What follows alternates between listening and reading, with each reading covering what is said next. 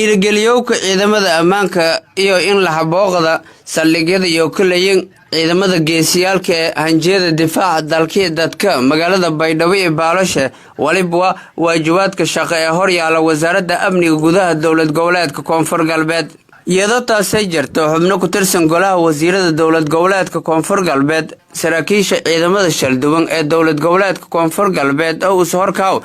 wasiirka wasaaradda amniga gudaha dowlad goboleedka Koonfur Galbeed mudane Isaaq Cali Suuq way kormeer shaqo ka saadana xarumaha iyo magaalada Baydhabo ku deganyiin ciidamada ammaanka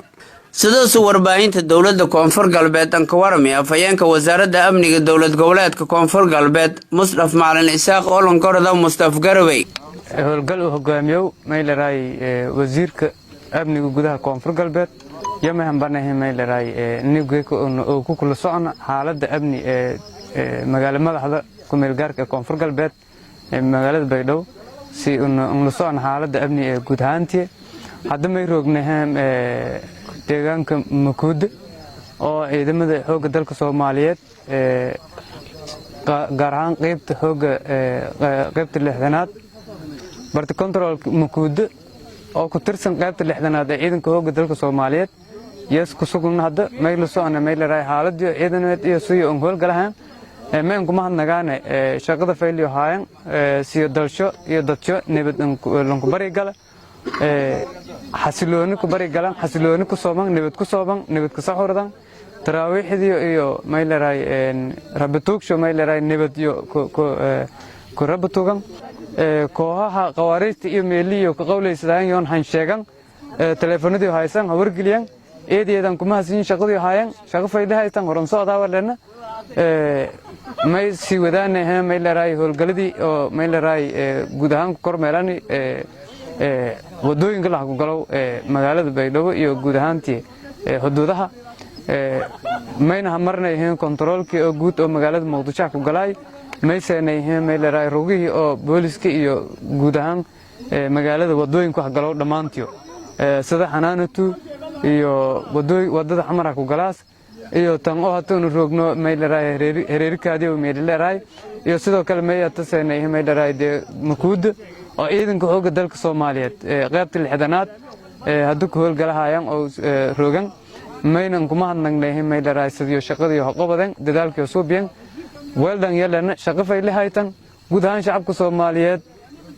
may in sheegana in Koonfur Galbeed nabad ku jirta alxamdulillah si nabadgelyo ku soo mahay taxadirka coronavirus iyo meelaray fayl ku dareera alxamdulillah ilaahay aan kuma hadnagaan shaqo faylahaytan kuma hasantin horan socdaasan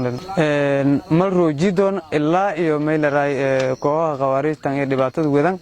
sina malan roojow gaar ahaan soonkan inta lagu guda jar may boohan xilwiin isku saaran lam xilana saaran xilko kon oo meelaray la socodka soonkan inta xaaladii ay dadka si nabadeen ku soo bangiir si nabadeen afran tan kale oo xilka lamaadna saaran yamay ata xaaladda oo amni dhinaca coronavirus oo dalka galahay xuduudaha dadka ku galayaan tirkoobsho iyo walaasho guud ahaantii mas'uuliyadaasi intayna saaranta xilay ku saaran hooga saaran dadaal fayle ku soo bixin insha Allah man mal roojidoon walbilo imaalanto ay ku kooban ma horanan si socdo doon hadii ilaahay guud ahaan inta dalka guud ahaantii nabad ka helo ciidamada iyo shacabkiina meelana siyo wada shaqayntii soo bixin ka dhiirigeliyaan ku amaanan dhinaca kale Mustaf Garawey afayeenka wasaaradda amniga dowlad goboleedka Koonfur Galbeed iyo shacabka reer Koonfur Galbeed an ka baaqay inay la shaqeeyaan ciidamada ammaanka salanka horseeda kooxaha nabadiidka Al-Shabaab ma eedeedan kuma hadnagaana meelaray qayb amniga kulisho oo qayb qaadi amniga eedeedan ma hasantin shaqo faylahaytan horan socday bulshada Koonfur Galbeed meen ka baaqana in la amniga la shaqeeyaan garab siyan waa gelintu qayb qaadan wasiirka wasaaradda walbarashada dowlad goboleedka Koonfur Galbeed Maxamed Yuusuf Xasan yaa amaanay kaalanta ciidamada ammaanka iyo kaleeyin xaqiijinta ammaanka deegaanada Koonfur Galbeed loo baahan yahay marka ugu horeeya in security la adkeeyo in amniga si fiican loogu shaqeeyo taasna waxay ku imaan kartaa in wada shaqeyn rasmi ah ay ka timaado wasaaradaha iyo dawladda ay wada shaqeyn rasmi ah wada yeeshaan ayaa ku imaan kartaa amnigu